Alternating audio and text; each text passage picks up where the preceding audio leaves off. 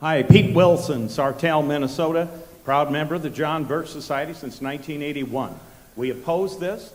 Again, the concept is well-meaning. I think everyone in this room would probably very similarly agree with my feelings. What I am bringing this up for is I feel there is no way that you could control this once it gets moving.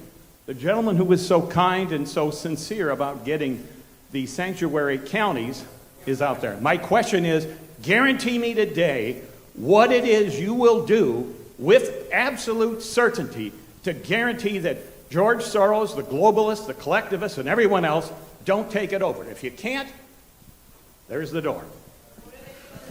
They're already taking it over. Okay, so we'll come back. I think you had some comments you wanted to follow up on Cal's, so go ahead.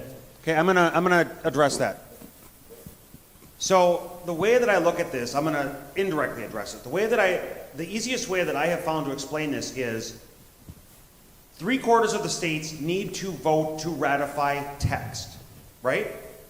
That's the last step to ratifying or to amending the Constitution. There needs to be text that is produced that 3/4 of the states must pass. That text can be created in one of two ways.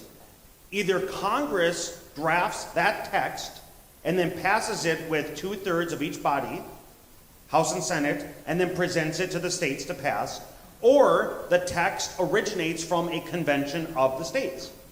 In either case, the text first has to be produced. After the text is produced, it then still needs to go to 3/4 of the states. And if 3/4 of the states don't pass it, the Constitution is not amended. Question. First, I want to go back and say, all of yous out there, do not be afraid. Do not be afraid.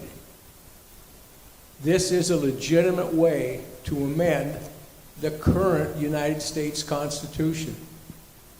So everybody can disagree on this, but do not be afraid to take your power that you have by the U.S. Constitution and move forward, and we're part of that. Two of us in the two items in this room, I think most of us agree that are run well outside their boundaries, are the judicial branch with their rulings over the decades and the federal government.